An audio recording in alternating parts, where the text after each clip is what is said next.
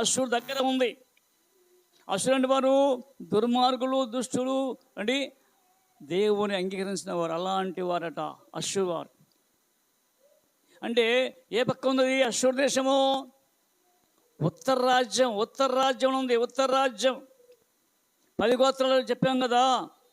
ఎఫ్రాయిము అంటే అర్థమేంటి? రెండంతలు ఆశం కలిగిన వాడు. ఏమండి?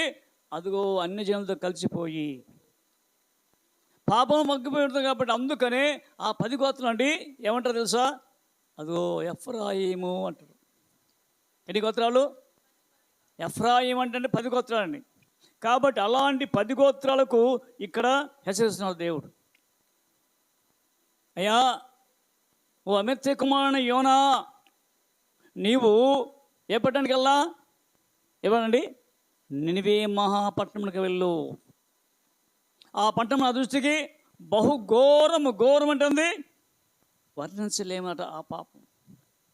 కాబట్టి దానికండి దుర్గతి కలుగునని. దుర్గతి అంటుంది నాశనమో. ఈ ఉదయకాలంలో నీతోనందు మాట్లాడిన దేవుడు నీ యొక్క హృదయం అనే పట్టణానికి వచ్చి నీ యొక్క పట్టణాన్ని నేను నాశనం చేయబోతున్నాను అంటే ఏం చేస్తావు? నీ పట్టణాన్ని నాశనం చేస్తున్నప్పుడు ఏం చేయాలట? ఎందుకు నాశనం చేస్తున్నాడు? ఆ పట్టణం స్థితి ఏంటి? అందుకనే ఈ పట్టణంకు ఇంకో సాటిన పట్టణం ఉంది ఒకటి. చూడొకసారి ఆదికాండము 18:20. మరియు యెహోవా సొదొమ గొమొర్రాలను గూర్చిన మొర గొప్పది కనుక వాటి పాపము బహుభారమైనది కనుక నేను దిగిపోయి నా యొద్ద వచ్చిన ఆ మొర చొప్పుననే వారు సంపూర్ణముగా చేసిరో లేదో చూచి అంటుంది. అంటే ఇక్కడ సొదొమ గొమొర్రా చూస్తున్నాడు. అంటే ఇక్కడ తండ్రి, కుమార, పరిశుద్ధాత్మ ఎక్కడికి వచ్చారు?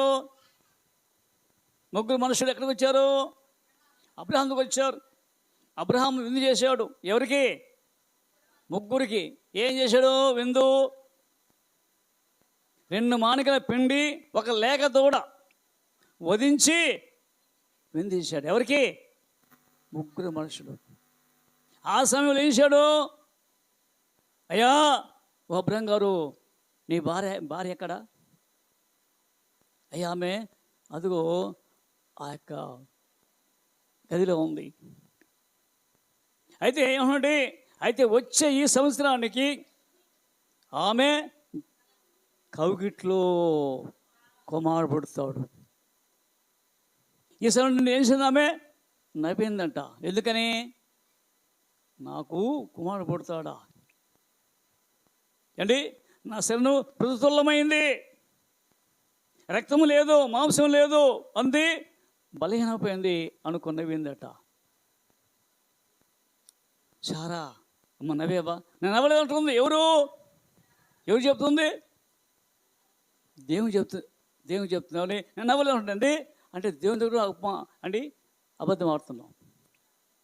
కానీ ఆ సమయంలో వెళ్ళి తర్వాత 3 మనుషులు వెళ్ళక ముందే ఇక్కడ దేవుడట సొదొమ విషయంలో మాట్లాడుతున్నాడు. ఆ సొదొమ మనుషులు అనేటువంటి దుర్మలు కాబట్టి అయితే వారి యొక్క మొర అంటుంది ప్రార్థన చేసేలా ప్రార్థన మొరంటుంది ప్రార్థనే అంటే ఏంది? పాపమనే ప్రార్థన, పాపమనే మొర. అంటే ఇక్కడేమో ఇంటి వస్తే ఒక మొర, ఇక్కడ ఎవరి మొర? అయితే చూడండి ఒకసారి ప్రాణ గ్రంథం 18:4 చూడండి. 18:4. మరియు ఇంకొక స్వరము పరలోకముల నుండి ఈలాగు చెప్పగా వింటేని, నా ప్రజలారా మీరు దాని పాపములలో పాలివారు కాకున్నట్లు దాని తెగులలో ఏదియో నీకు ప్రార్థించుకున్నట్లు దాన్ని విడిచిరండి. దాని పాపములు ఆకాశము. అమ్మో, ఏం పాపాలండి? దాని పాపాలు ఆకాశం అంటే ఆకాశం మొత్తం తెలిసిపోయిందంట. ఎవరి సంగతి? ఎవరు అదిగో సుధముఖరము సంగతి ఆ యొక్క నిండిపడడం సంగతి. మరి వాళ్ళ మనకేంటి, మన సంగతి కూడా వాళ్ళ సంగతి కాదు. ఇప్పుడు నీ సంగతి, నీ విషయము, నీ గృహం విషయంలో, నీ భార్య విషయము, నీ భర్త విషయం హెచ్చరిక.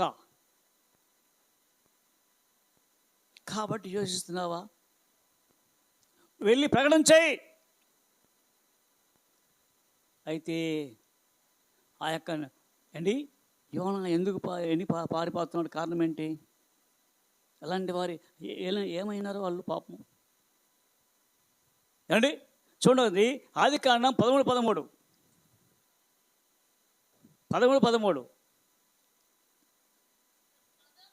సొదొమ మనుషులు దుష్టులను యెహోవా దృష్టికి పాపులంటే బహు పాపులంటే పాపం అంటే వాళ్ళకు మంచిని తగినట్టే. పాపం అంటే వారికి ఎంతో ప్రేమ ప్రేమ ప్రేమ ప్రేమ. అలాంటి ప్రేమ కలిగిన వారినే కదా ఇక్కడ ఇదిగో అబ్రహాం గారు ఇదిగో ఆ పట్టణం నాశనమైపోతున్నాను. ఎందుకంటే ముఖ్య స్నేహితుడు ఎవరు? కాబట్టి ఇక్కడ సుధమాగం పట్టణానికి హెచ్చరిస్తున్నాడు, నిన్నే పట్టణానికి వేస్తున్నాడు. ఇక్కడ బాబేలు పట్టణం అంటే ఏం చేస్తారు? బాబేలు పట్టణం ఏం చేస్తారు వాళ్ళు? చూడొకసారి ప్రాణగంధం 18 చూడమ్మా. ఏ పట్టణది? అది కూడా మహాపట్నమే. ఏంటది? బాబేలు. బాబేలు అర్థం ఏంటి ఇక్కడ బాబేలు అంటే బబులోను ఉంటుంది, బాబేలే. బాబు అంటుంది బబులోను ఉంటుంది, బాబేలే. ఈ మహాపట్నముకు సమానం ఏదియూ లేదు. కేకలు వేసి ఎవరిల్లు? అమ్మో ఏంటే బొబ్బులు ఎట్లా ఉందా, బాబేలు ఎట్లా ఉందా తల మీద దుమ్ము పోసుకున్నారు. పోసుకొని ఏడ్చచ్చు, దుఃఖించచ్చు. అయ్యో అయ్యో ఆ మహాపట్టణము, అందులో సమస్తము సముద్రం మీద ఓడగలందరూ దాని అందరికి అధిక వ్యయం చేత ధనం ఏంటి ఖర్చు పెట్టారంటే ఎవరికి? ఆ యొక్క బాబేలు. బబులోను వేశ్య దానిలో అంటే లాభం సంపాదించి ఎవరండి? ఆ యొక్క సముద్రం ఓడని నడికేవారు. ఓడలో ప్రయాణం చేసేవాడి ఆ యొక్క స్థితిని చూసి ఆమెతో పాపం చేయటానికి అందరూ వచ్చారట, రాజులు చాలామంది. అందుకనే ఈ బాబేలు పట్టణం చూసి అమ్మో బాబేలయ్యా, ఈ బబులోను, ఈ బాబేలు ఇలాగా పాపం పడి ఉందా అని ఏడుస్తున్నారట. ఓడగల అందరే సముద్రం ఏంటండి చాలా ఉంటాయి ఓడలు, ఒకళ్ళు కాదు. షిప్ చాలా ఉంటాయి, ఏ స్థలానికి వెళ్ళే షిప్పులు. అందుకనే యోన ఏ షిప్ వెళ్ళాడు? ఎక్కడికి వెళ్ళాడు? తర్షీషుకి వెళ్ళంటే అదొక పట్టణం, అదొక ఊరు. ఆ యొక్క సముద్రం నుంచి సముద్రం అనేక ఓడలు ఉంటాయి. కాబట్టి అలాగనే ఇక్కడ అదిగో ఆ యొక్క ఓడ సముద్రం నుండి ఆ ఓడ బాబేలులో ఉంది, బబులోనులో ఉంది. దాని అందలి అధిక వ్యయం చేత వ్యయం అంటుంది? వ్యయం చేయటం ఖర్చు చేసింది ఎవరంట? ఆమె దగ్గర డబ్బు అంత ఇచ్చాడంట. రాజులకు ఇస్తుంటే ఊరుకుంటారా? ఎంత ప్రేమిస్తాడు ఆమె పాపం చేయడానికి వ్యయం ఇస్తుంది, వ్యయం డబ్బులు ఖర్చు పెట్టుంది. ఎవరు? బాబేలు బబులోను. కాబట్టి బబులోనట అది ఒక్క గడియలో పాడైపోయింది. ఏంటది? ఈ బబులోనట ఒక్క దినములో ఒక్క రోజులే పాడైపోయిందట. ఎంత ఐశ్వర్యం కలిగిన వ్యక్తి, ఎంత శివరం కలిగిన వ్యక్తి, అలాంటి వ్యక్తి ఒక్క క్షణములో పాడై చూసారు. ఏంటి బబులోను లేదా? బబులోను ఏమైంది? ఆమె ఏమైంది? ఏడుంది? ఒక్క క్షణంలో పాడైపోయింది. అని చెప్పుకొనుచు కేకలు వేయుచుండ్రి. పరలోకమా, ఒరే ఆలోచించండి, ఓ పరలోకవాసులారా, ఎవరాలి? దేవుని కలిగిన వారులారా. మీరు ఆలోచించనా? పరిశుద్ధులారా, అపోస్తులారా, ప్రవక్తలారా, దాన్ని గూర్చి ఎందుకు ఆనందించేది? ఎంత శ్రమ పెట్టారు? ఎవరిని? ప్రవక్తలను, యాజకులను అంటే అనేక మంది ఏం చేయండి, ఎంతగానో బాధపరిచాడు. కాబట్టి ఇప్పుడు దానికి వచ్చేసండి సంతోషించండి. ఎవరెవరు అంటే ఓ పరలోకంలో వాళ్ళనా అంటే పరలోకంలోనూ వాళ్ళకి అంత ఆనందం. ఎక్కడా? మధ్యాకాశములో విందు జరగబోతుంది. అక్కడ ఓ పరలోకమా, పరిశుద్ధులారా, ప్రవక్తలారా, అపోస్తులు అంటే పంపడిన వారు. అపోస్తులు ఎవరండి? దేవుని యొక్క వాక్యం చెప్పేవారు. ప్రతి ఒక్కరు అపోస్తులే. సంతోషించండి. ఏలైనగా దాని చేత మీకు కలిగిన తీర్పు ప్రతిగా దేవుడు ఆ పట్టణమునకు అదండి మీకు తీర్పు ఇచ్చారు కదా. ఆ పట్టణం అసలు అయ్యా మంచోండి, చెడు చెప్పారు, చెడు అని ఎంతమంది బాధపరిచారో, ఖైదీలు వేసారు, చిత్రహింస చేశారు. ఎవరిని? ఈ పరిశుద్ధులను. కాబట్టి అందుకనేట సంతోషించండి. మీరు చూసేవా దాని గతి అంటే తరువాత బలిష్ఠుడు ఒక దూత చాలు. కాబట్టి మళ్ళీ ఆ బలిష్ఠుడు ఒక దూత గొప్ప తిరగటి రాయి తెచ్చి ఎవరండి? ఎవరట? ఎవరు తెచ్చింది? ఒకడు దూత వచ్చేట. తిర్రాయి అంటుంది. మన రాళ్ళు చిన్న చిన్న తిర్రాళ్ళు అంటే ఇసురాయి అంటాం మనం. ఎందుకండి తిర్రాయి అని తెలుసా? తెలియదు చాలామంది. ఏంటంటే ఇసురాయి అంటే పెద్ద రాయి. ఈ యొక్క ఇసురాయితో ఒక ఆమె చంపింది. ఎవరున్నామే? పైనుంచి రాయేసండి. ఎవరు తల? అభిమలేకు తల పొక్కలైపోయింది. న్యాయాధిపతుల్లో 9వ అధ్యాయంలో. కాబట్టి గుర్తుపెట్టుకోవాలి, మనం జ్ఞాపకం చేసుకోవాలా. కాబట్టి ఇక్కడ పెద్ద తిరగ తీసుకొచ్చాడా,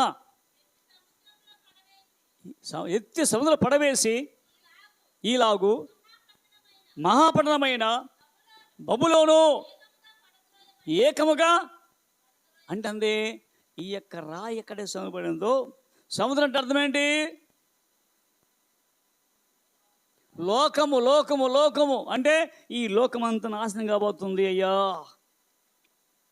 కాబట్టి యోచించండి ఒక్కసారిగా. ఓ యోనా ఎల్లో.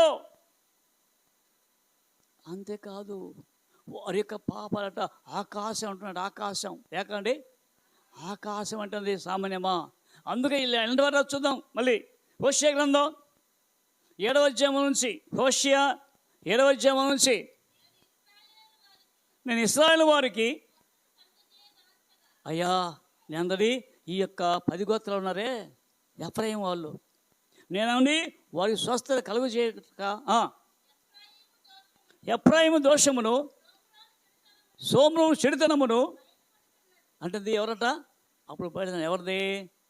ఎఫ్రాయిము యొక్క చెడుతనము సోమరు అంటుంది. అర్థం సోమని ఆ సోమపట్నం పరిపాలించేది ఎవరు? ఆహాబు రాజు గారు. ఆహాబు రాజు ఏం చేశాడు?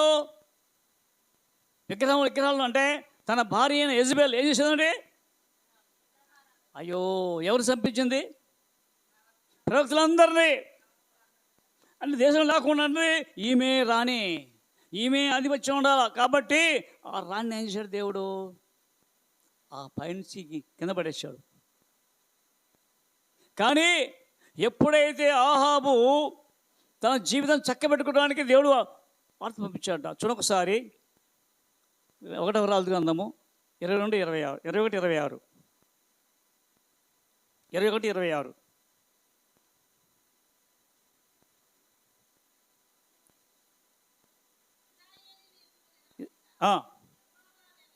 యెహోవా వెళ్ళగొట్టిన అమోరి ఆచార్యరీతిగా విగ్రహములు పెట్టుకొని అతడు ఎవరు ఆహారట విగ్రహం పెట్టుకొని ఏంటి లోపలేమో విగ్రహాన్ని పైకేమో రాజే పైకి బాగున్నాడు. కానీ మనం కూడా లోపల విగ్రహాలు ఉన్నాయి. ఏ విగ్రహాలు? లోన విగ్రహం ఉంది, పైకి మాత్రం నేను విశ్వాసినే. ఆంతర్యం చెడిపోయి ఉంది. ఆంధ్ర విగ్రహం నుండి దేవుడికి వ్యతిరేకమైన లోన ఉన్నాయట. ఇప్పుడు సమయం లేదు. ఆ మాట విని తన వస్త్రం చింపుకొని గోనెబట్ట కట్టుకొని ఉపవాసం ఉండి, ఎందుకని? అయ్యా నిన్ను అమ్ముకున్నావయ్యా. ఎవరికి అమ్ముకున్నావు? ఏమండి? 20 వచ్చినాం. ఏలియాను చూచి, నా పగవాడా నీ చేతిన చిక్కిదినా పలుకుగా ఏలియా ఎట్లన్నాడు? యెహోవా దృష్టికి కీడు చేయుటకు నీవే అంటే ఎవరి దృష్టి కట్ట? యెహోవా దృష్టికి కీడు చేయండి నీవు అమ్ముకున్నావు అంటే అమ్ముడుపోయారు ఎవరు?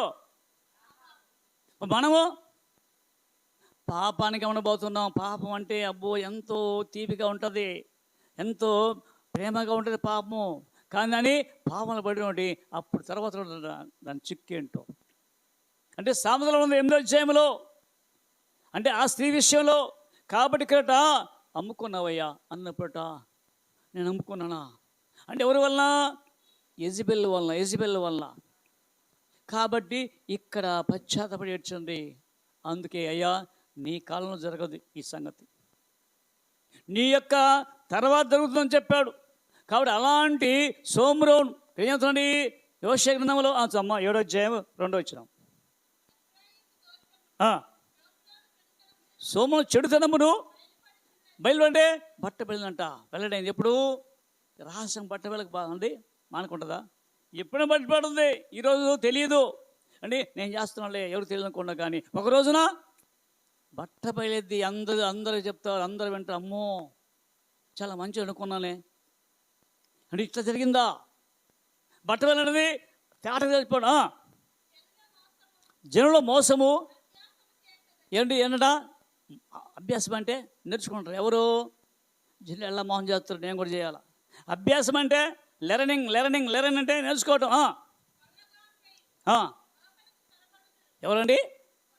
కొల్లగలండి దోసుకునే వాళ్ళు, లోనకి వెళ్ళి దోసుకోవడం. కొల్లగానులు లోపలికి చొరబడతారు. బందిపోడు దొంగలై ఎవరంటే వాళ్ళండి బందిపోడు దొంగలండి. కనికరం ఉండదు. ఇప్పుడు యెరూషలేము నుండి ఎరుకబడికి వెళ్తున్నాడు అండి. ఏం చేశాడు అండి? దొంగలు పట్టుకోండి ఎలాంటి గజ దొంగలు. ఇంకా ఎంత బతిలాడినా, ఎంత వాపోయినా, ఎంత అండి కుదరదు అని వాడి మొత్తం బట్టలు ఊడదీసి తీసుకెళ్ళిపోయాం. ఇంకా చంపలేటం కొట్టారు కానీ సావల. ఎవరు? కొర ప్రాంతం ఉన్నాడు పాపం. కాబట్టి ఆ అభ్యాసం చేసుకున్నాడు. ఎవరంటే అభ్యాసం చేసుకునేది ఏ జనులు అంటే ఆ జనులు నేర్చుకున్నారు. గజదొంగలు అయ్యారు, మాటుగొంగలు. చిక్కుపడినంటే చిక్కుపడి ఎవరి? నువ్వు చేసే చిక్కుపడ్డాయా, నేను చేసిన పాపం నాకు దొరుకుతుంది. కాబట్టి అందుకనే చిక్కుపడంటే అది ఖైదులో చిక్కు వేసినట్టుగా, గొలుసు కట్టినట్టుగా. అది నా సముఖంలోనే. ఎవరిని? దేవుడు అంటున్నాడు, అయ్యా అది నా ముందరే. ఎవరుందంట? నా ముందరే. అందుకనే అక్కడ చూస్తే సంఖ్యాకాలం చూస్తుంటే 20వ అధ్యాయం చూస్తుంటే అక్కడ మోషేతుడనే ఒక వ్యక్తి అట అంటే ఒక వ్యక్తిని లాక్కిపోయాడు, మిద్యాను స్త్రీని తీసుకెళ్ళిపోయాడు. దగ్గరే. ఎవరి దగ్గర? మోషే ఎదురునే, పక్కనే మిద్యాను స్త్రీని తీసుకెళ్ళి అంటే పాపం చేస్తున్నట్ట. ఫినెహాసు అనే వాడు చూసి ఒక ఈడు తీసుకెళ్ళిపోయి వాళ్ళిద్దరిని పొడిచాడు. ఎవరిద్దరిని? అది ఇశ్రాయేలుని. అంటే అక్కడ చాలా మంది చనిపోయారు పాపం. చనిపోయిన తెలిసి కూడా అంటే తెలుసుకుంటే మళ్ళీ ఇటు చేస్తున్న పాపం. అంతేకాదు ఇంకా సాదృశ్యం చాలా ఉన్నవి అండి. అదిగో నిర్గమకాండం 12 వచ్చంలో ఏమండి ఇశ్రాయేలు ప్రజలు శరీరానికి ఏం చేస్తున్నారు? ఆ విగ్రహం తయారు చేసి ఎగురుతూ ఉన్నారు విచ్చలవిడిగా. అంటే ఇక్కడ తల్లి లేదు, తండ్రి లేదు, అక్క లేదు, చెల్లెంది, వాళ్ళ ఇష్టం. అందుకనే అభ్యాసం నేర్చుకున్నారట చూసి. అందుకనే నువ్వు చేసేది తల్లిదండ్రులు చేసేది పిల్లలు చూసి నేర్చుకుంటున్నారు. అంటే ఎన్ని జాగ్రత్తగా ఉండాలా తల్లిదండ్రులు. కాబట్టి ఆలోచించేనా సమ్మా మన చెడుతనము ఎవరట? చెడుతనము జ్ఞాపకం చేసుకుని ఎవరు? అయ్యా నా చెడుతనాన్ని జ్ఞాపకం చేసుకుని ఒకరోజు అని గుర్తు చేసుకొని మరణ శిక్షిస్తాడు. ఈ భూలోకం లేకుండా పరలోకని నివాసం లేకుండా నెట్టేస్తాడు ఆ యొక్క పాతాళంలోకి. అది ఏడుపు పలుకుంటుంది కాబట్టి. అయితే తమలో అనుకొందురు వారు చెడుతనం చూసి అంటే ఏమండి అరే అటు చేస్తే మంచి చేస్తాం అది రాజు అట. ఎందుకని రాజు సంతోషది అంటే రాజు మాట వింటలేదు కాబట్టి నువ్వు చెయ్యి, ఇటు చెయ్యి, చెడుతనం చెయ్యి. వాడు నా మాట వింటలేదు కాబట్టి నువ్వు చెయ్యి. అయితే వాడు చేసే చెడుతనం చూసి రాజు సంతోషిస్తున్నాడు. వారు కళ్ళలాడుట ఏమండి కళ్ళలాడటం అంటే అబద్ధం. కళ్ళలాట ఎవరు చూసారట? అధిపతులు అంటే రాజులు సైన్యాధిపతులు చూసి సంతోషింతుడు. రొట్టెలు కాల్చివాడు ముద్ద పిసికిన తర్వాత ముద్దంతయు పొంగు వరకు పొయ్యిని అధికముగా ఉరకున్నట్లు వారందరూ ఏంటి ఏమంట మానని కామాత్రులంటే పాపం అంటేది పిండి పిసుకుతావు బాగా. పిండి పిసికి అండి దాన్ని పొయ్యి పెడతావు. కాలంటే అట్లా ఉందన్నమాట. ఎవరి పాపము అలాంటి వారట ఎవరండి? నినివే పట్టణస్థులు. అందుకని హెచ్చరిస్తున్నాడు. ఎవరు? ఓ ఎల్లో యోనా, ఒరే బాబు ఇలాంటి వారయ్యా. అయ్యా నేను మనసు మీద వెళ్తున్నాడు, లోపలే ఉందండి భయం ఉంది. ఎలా ఉంటుంది? అభ్యాసం చేసేవాళ్ళు మోసగాళ్ళు ఏంటి పాపం వల్ల ఎక్కువ మోమోద్రేకం కలిగేవారు, అంటే ఇక విచక్షణ లేదు వారికి. అలాంటి వారి దగ్గరికి వెళ్ళానయ్యా, వెళ్తే వింటారా వాళ్ళ మాట?